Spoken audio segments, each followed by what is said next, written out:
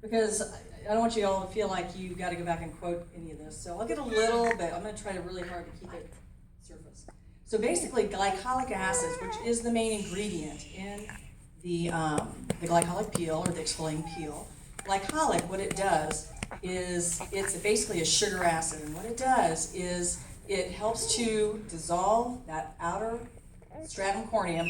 Sorry, don't try to remember that. The outer surface layer of your epidermal tissues. Okay, they're stuck together with sebum or oil that naturally is produced by the skin. So I think of that as roof shingles on a house, and that's the way I like to describe it. They're stuck together. So that ends up giving you a rough, coarse exterior to your face, your skin. So the best way to get rid of that is to apply a glycolic acid, and this glycolic is a beautiful product. It's absolutely, I've been in practice 29 years. This is a rock star product, I gotta say. I had my nose up in the air a little bit with it, thinking, yeah, right? No, it's seriously a serious product. So feel good that you have this. And the price point is insane compared to what is in clinic, okay? So basically, you're gonna put it on clean skin, and you're gonna let it sit. You'll feel a tingling, a little bit of a buzz going on. You may see a little erythema, a little redness develop in your skin. That means it's working, okay? We want that. So leave it on. After that, you're going to scrub. It's got little beads in that, and that's going to help to exfoliate that exterior, the dead cells, the debris that's on the skin. You're going to wash that off. After you leave it on a few minutes, wash it off, rinse, and then gently use a washcloth and do a sweep. So that's going to take all that buildup off your skin. You're going to be glowing. What's nice about using glycolic acids and doing this, you can do this twice a week safely. Gauge your own skin. Try once a week, and then if you feel like, okay, I need to do this. Don't ever do it on sunburned skin, though, either. You shouldn't be getting sunburned anyway. We should be on a good sunscreen. But very free radicals, aging. No. So anyway, a great thing to do now, since you've got rid of all that dead layer, that is a barrier. Granted, it's a barrier, it's protective, but it's dead. It doesn't look pretty. Aging. It's going to remove that. Now, anything you put on after that is going to penetrate down deeper and function at a deeper level in the skin.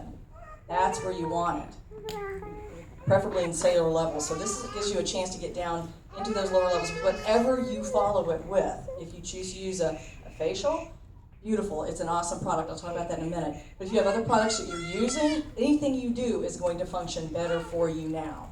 So I highly recommend using a glycolic acid once or twice a week if you can. You're going to be glowing. You're going to look younger, and that's what you want, right? So does anybody have any questions about that particular product?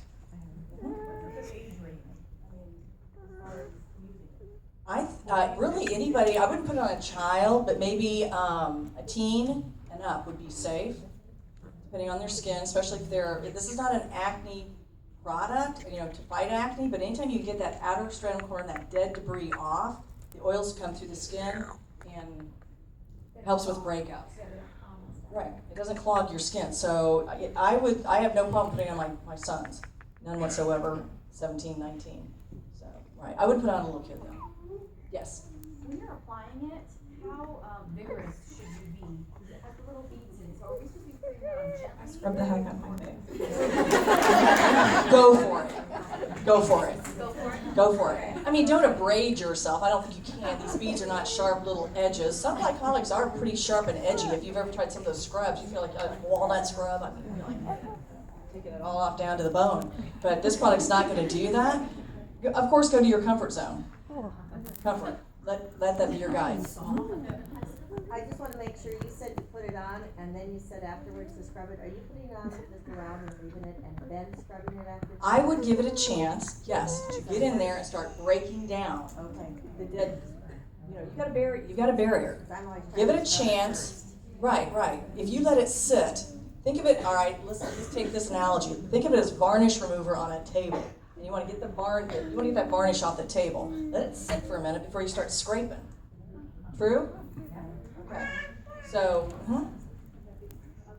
So, when you said clean the face, obviously, so we use our cleanser first, okay? Yes. Then should we do the toner before we apply the peel? No, I don't think you need to use the toner because the toner is going to just basically alter your pH. I don't think it's going to hurt, but I don't think you need to do it. Okay. I think the glycolic is fine just as it is. Cleanse and then put it on.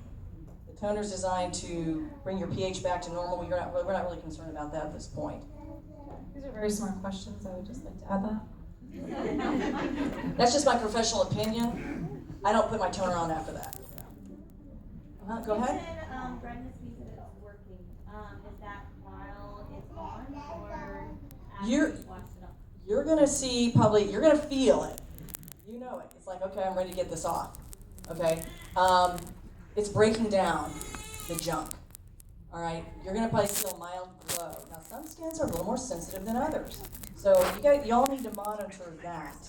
You know, you may have to kind of gradually acclimate to it as well as far as the length of time you put it on.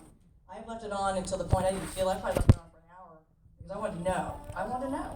I'm always going to be my own guinea pig before I ever put it on somebody else or talked about it with somebody else. It neutralizes itself. It's just going to stop at some point. There was no issue. But I would tell you every skin type is different. You have the most coarse skin, old Florida tan that a sledgehammer is going to have a tough time getting through, versus someone who you look at, they blush. All right, someone with rosacea is going to be very reactive to any glycolic. So, so you be your own monitor and just gradually acclimate as you go. Is there anybody that should not use this product? Any type of skin that should not use this product? I would honestly say those with rosacea are going to flare up. It's a very sensitive skin, and it might be, because this is such a rock star product, it may be a little too aggressive for someone with rosacea. The blush, they naturally have a blush. Past that, I really can't think of somebody. Somebody that has acne-prone skin, it's not going to make it worse. No, it should actually help with acne, although we do not promote that. We do not promote that. Glycolic in itself helps. I'm going to use generic glycolic because we, as it works, don't promote, oh yeah, this is great, put this on your acne-prone teenager, whatever. But it does make a difference. It does, because you're getting all the dead debris off. You're cleaning out the pores. You're getting that surface off so the natural sebum can come up and out like it's supposed to do. People that get a lot of sun and all that layers of dead tan, and then they start breaking out beneath it because it's all stuck together. Again, roof shingles. So, okay? What about an older person, much older person? They can look like a much younger person. So my grandma at 95 could use this product? She'll look like she's Okay. 45. Okay, so yeah, my grandma at 95 could do it. Absolutely. What if you have like small capillaries but not so much rosacea? Try it. You might inflame a little bit, but it should recede without any problem. Just use it like a small. Right, and maybe don't leave it on as long and don't scrub as aggressively, and just see how your skin responds to that. And if it's like, okay, I'm doing good, I'm good. At parties, I always pass the peel around, let people smell it, maybe put it on the back of one hand so they can feel the grit, and then they can wash their hand after 5 minutes or so. But I always pass that around if I have that, so people can smell it because it just smells so great. So something to do if you have it in your bathroom, throw it in your wrap bag Yes. for a party. Okay, let's move on to facials. Facials. Who's tried the facials? Who loves the facials? Facials rock. Facials are a beautiful product. Beautiful. You can do a facial at home. You don't need to come to my office and spend $95 to $120, although I'd like you to, for a facial. You can do this in the privacy of your own home. It's a beautiful product. They're safe to use. It is a totally different product, totally different ingredients than what we use on the Ultimate Applicator. The body applicator is a different product. Of course, with that, it's how many days on the body applicator? Every 3 days. The facial you can do every day, which is pretty cool. You can do that daily. Okay. Hydrates, nourishes the skin. It's all botanical, and it softens lines. It's a great product. So I love that one. Probably the biggest thing I want to bring out about that is the fact that it can be used every day. A lot of people think it's got to be every 3 days. That one can be used every day safely. And I always encourage people to take their pictures with their facial. When I get to that product in the catalog, I'll just say that as we age, we start to look hard. And when you look at a picture of yourself or you look at yourself in the mirror, if you feel that way or you kind of say that, I'm looking a little rough. I'm looking a little hard. A facial's going to change that. It's going to turn back the clock. It's going to help you look refreshed, like you've been sleeping for 8 hours. You don't have any stress in your life. You give a glowing complexion. People will compliment you on your skin. And just remember, oh yeah, I did a facial last night. So I love that our facial creates that hydrated skin, that refreshed glow. So when you're looking rough, when you're looking hard, and you will, this product is the only one I know that significantly changes the appearance of our skin so quickly. I will tell you one thing. I went skiing in Breckenridge in March, and of course that is so dry. The air, oh my God. The minute you get, I swear, in that airport, you start to feel like you're going to crack. I couldn't wait to get back on our tram. I was like, oh, I can smile again. I took those facials. Phenomenal. Game changer. Game changer. So if you're going to be on an airplane, take some with you because you're probably going to want to rehydrate your skin. It's very dehydrating when you fly. If you're going into drier climates, take them with you. Definitely. It's the first time I've ever done that. I took them with me. It's like, whoa, what have I been missing? I've been doing this for 3 years now, a little over 3 in April. Love this company. Love this company. So products are great. The science behind them, great.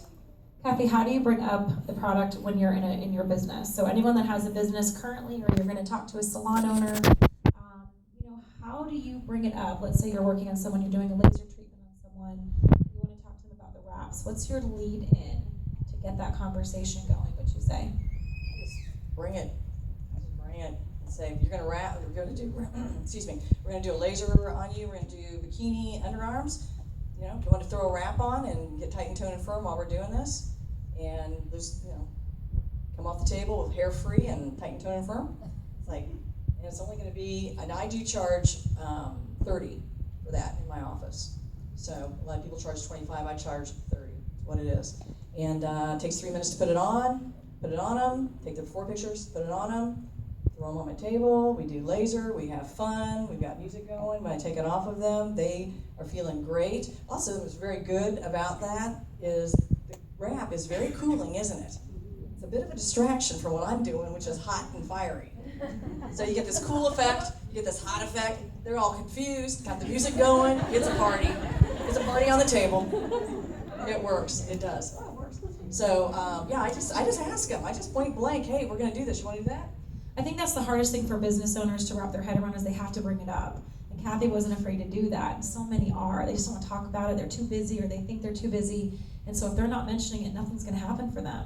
Oftentimes I find salon owners don't do anything ever. It's on the shelf, it's out of mind, it's out of sight. They're not speaking about the product through the day, and soon they will quit because it just never had a chance. So Kathy brings it up to her clients. She's not afraid to talk about the business, explain how the customer program works. Her receptionist does so out front to follow up at the end of the appointment if they want to get started as a customer. And so she just really caught the vision of that.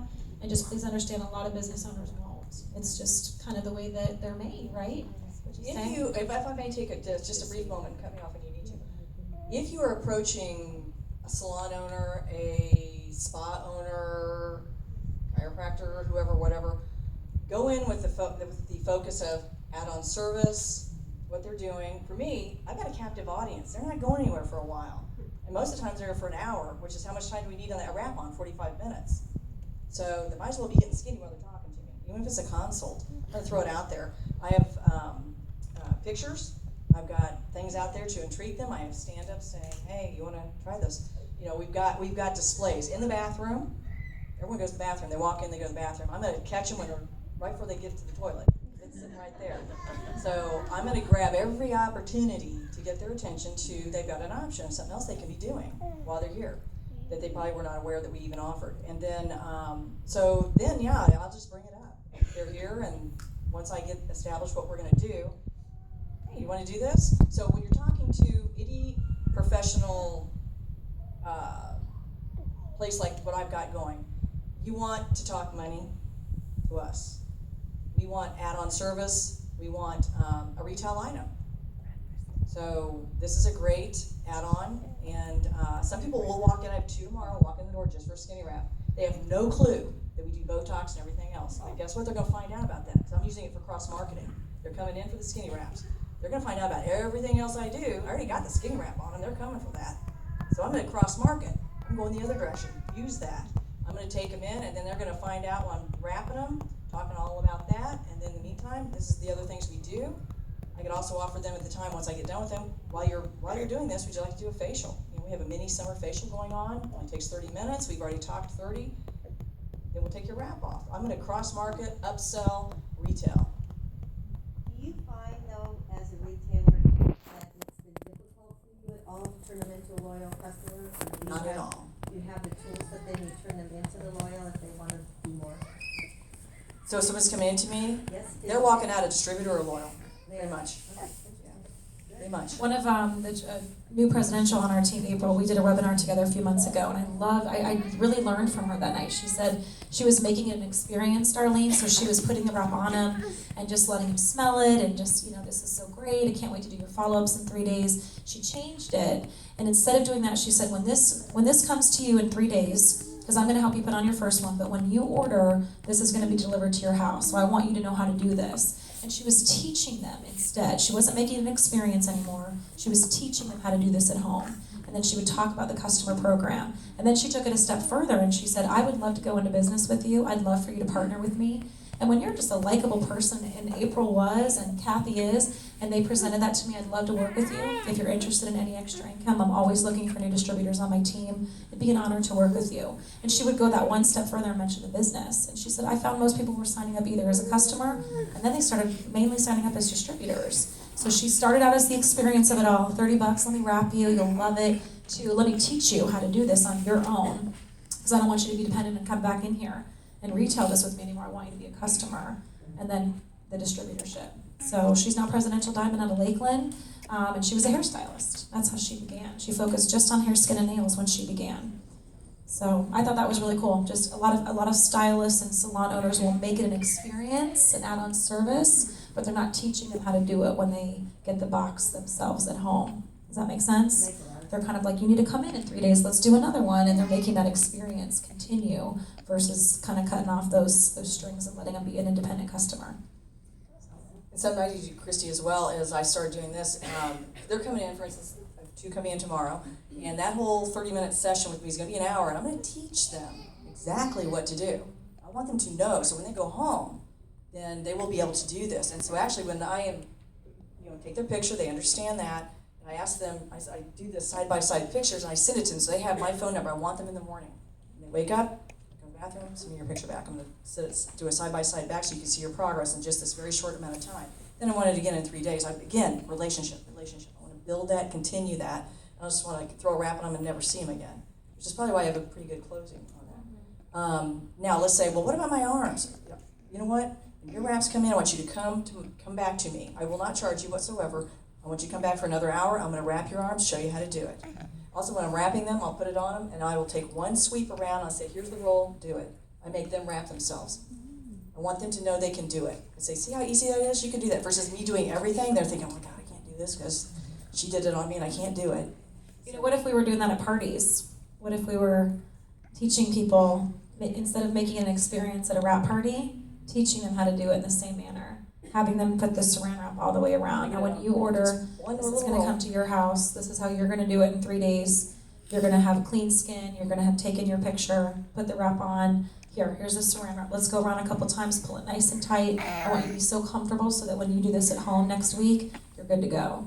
It's kind of the same idea, honestly, when we think about what we're doing at wrap parties. We're having an experience there, but let's teach them how to do it on their own so they're independent. Question in the back? Yeah, I've got a couple salons. How do you get them out of the, I need to retail everything? This isn't the only product we sell, and they think they have to stock 1,500 boxes of wraps. It's hard, honestly. Salons are hard. For me, it's not my niche. My niche are mommies. So for me, if I were going to approach a salon owner, I would talk about the easiness. I would talk about hair, skin, and nails. But I would really focus on that. This is a salon I already have. So I would have the hair, She's skin, already nails, in and a the picture square. out. I can't get her to get away from the. And some will, some won't. I just share a major story about how she retailed for a while, made a few $100s, and that's really all that it would have ever turned into. But she started to understand what it meant to sign up customers. She wasn't afraid to sign up her stylists as distributors. And soon she was earning $5,000, $6,000, $10,000 extra a month, which is huge because they're barely making ends meet. And then it just kept growing. She kept sharing through social media, not afraid to do that and plug her salon at the same time. And she's earning over $100,000 a month at this point. in about 5 years. So, that's her story on the retail end. It just can't really go that far. So if you want to make a couple $100, great, I can show you how. But I would love for you to understand more about what it means to be a customer, adding your stylists as distributors. For those that are interested, we can come back, I say, and we'll do a quick wrap party for your stylist. See who's interested, I'll wrap them so they can experience what the wrap is, and we'll go from there. I tell them that most salons, they choose to keep a small inventory for those people that want to purchase right away, but that most salons, they choose to let people place an order via their wholesale account so that they can get sales commissions, and they're not tying up a whole bunch of their funds in inventory and having to stock a lot of product. No business wants their funds tied up in inventory if there's a way around it. Thank you, Kathy. Thank you so much.